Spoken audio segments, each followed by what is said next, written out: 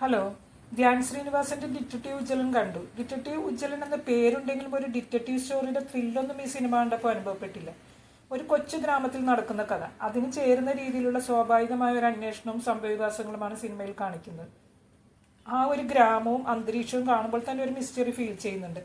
ആ സീരിയൽ കില്ലറിന്റെ ജീവിതാവസ്ഥ മനസ്സിനെ വല്ലാതെ അലട്ടി. ആ ഒരു കുട്ടിയെ, ആദ്യം ഒരു കുട്ടിയാണെന്നാണല്ലോ പറയുന്നത്, അങ്ങനെ ഒരു വീട്ടിൽ ഇട്ട് ഒറ്റപ്പെടുത്തി വളർത്തുന്നത്, ആ വീടും ചുറ്റുപാടും, അതൊക്കെ മനസ്സിനെ വല്ലാതെ വിഷമിപ്പിക്കുന്നതാണ്. എന്നിട്ട് ചെന്നുപെടുന്നതോ അങ്ങനെ ഒരാളുടെ കയ്യിൽ തന്നെ. എത്ര ഭീകരമായ ഒരു അവസ്ഥയിലേക്കാണ് ആ ജന്മം ചെന്നുപെടുന്നത്.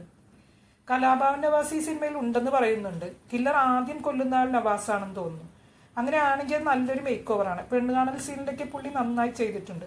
കോട്ടയം നസീർ ഇപ്പോൾ ക്യാരക്ടർ റോളുകളൊക്കെ ഗംഭീരമായി തന്നെ ചെയ്യുന്നുണ്ട്. ഇതിൽ മനസ്സ് വിഷമിച്ച് പുറത്തു നിന്ന് കയറി വരുന്ന ഒരു സീനുണ്ട്.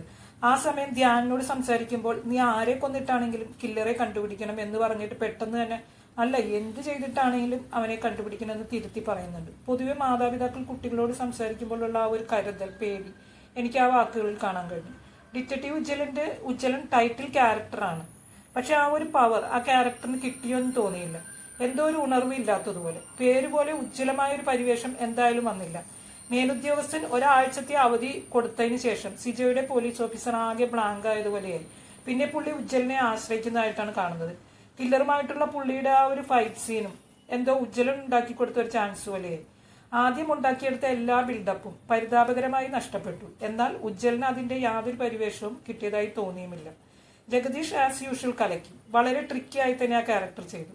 ജോമോനായി വന്ന വില്ലൻ നന്നായി തന്നെ ചെയ്തിട്ടുണ്ട്. പക്ഷേ ക്യാരക്ടർ റിവീലിങ്ങിന് ഒരു പഞ്ച് അത്ര ഉണ്ടായി കണ്ടില്ല. നേരത്തെ ആ ഒരു ക്യാരക്ടറിനെ പറ്റി എന്തെങ്കിലും ഒക്കെ ഒരു സൂചന ഉണ്ടായിരുന്നെങ്കിൽ ക്ലൈമാക്സ് കുറച്ചുകൂടി ഷോക്കിംഗ് ആയേനെ.